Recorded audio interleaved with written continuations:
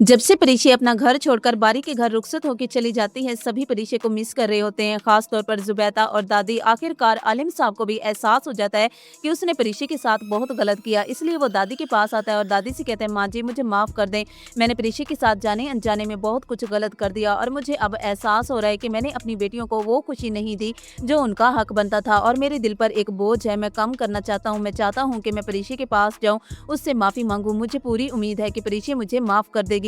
मैंने जो कुछ भी किया वो सिर्फ और सिर्फ रुमैसा की बातों में आके किया। अब मुझे बेहद अफसोस हो रहा है। तो तभी दादी आलिम से कहती है, आलिम बेटा, तुमने वाकई अपनी बेटियों के साथ बहुत गलत किया है और मैं चाहती हूँ कि तुम माफी मांग लो।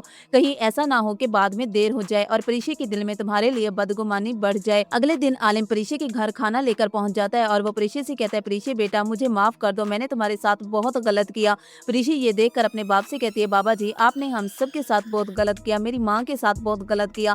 आपने हमें तब छोड़ा जब हम कुछ करने के लायक ही नहीं थे। अब मैं कुछ करने के काबिल बन गई हूँ तो आप माफी मांग रही हैं। आप हमेशा से हमारा हक छीनते आए हैं। एक बाप होने के नाते आपने हमें कोई खुशी नहीं दी। तभी आलिम परीक्षा के सामने हाथ जोड़कर माफी मांगता है और परीक्षा से कहता है, बेटा मुझे अब एहसास हो गया है और मैं वादा करता हूँ कि मैं अब तुम्हें और किसी को भी शिकायत का मौका नहीं दूंगा, क्योंकि मेरी आंखें खुल चुकी हैं। जो जुबैदा बेगम के साथ मैंने किया है, मैं इसके लिए बहुत ज्यादा शर्मिंदा हूँ और मुझे तुम्हारी माँ ने भी माफ कर दिया है। परीक्षा ये सुनकर आलिम से कहती है, बाबा जी अगर आपको माँ ने माफ कर दिया है तो मैं कौन होती हूँ माफ ना करने वाली। ये बात सुनकर बारी भी बहुत ज्यादा खुश होता है और वो परीक्षा से कहता है, परीक्षा तुमने बहुत अच्छा फैसला किया।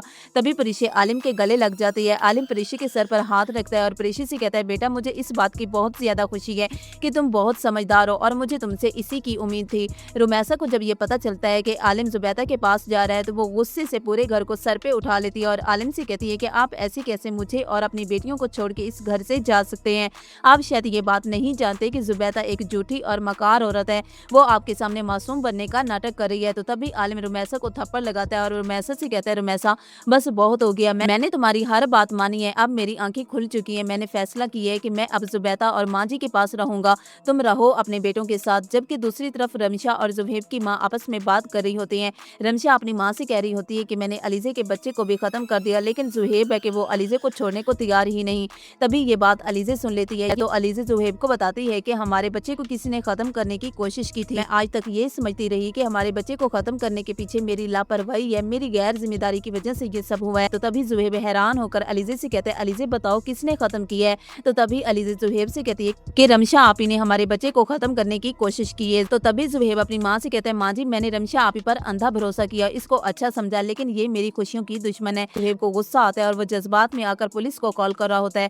तभी अलीजे रोक लेती है। बाद में रमशा को एहसास होता है और वो जुहेब से माफी मांगती है। तो नाजरीन, आप लोगों को क्या लगता है कि रुमैसा और अनाया मिलकर प्रीशी को बारी की जिंदगी से निकालने में कामयाब हो जाएंगी? कमेंट्स में अपनी राय जरूर दीजिएगा। वीडियो को लाइक करके चैनल को जरूर सब्सक्राइब कीजिएगा। अल्लाह हाफिज।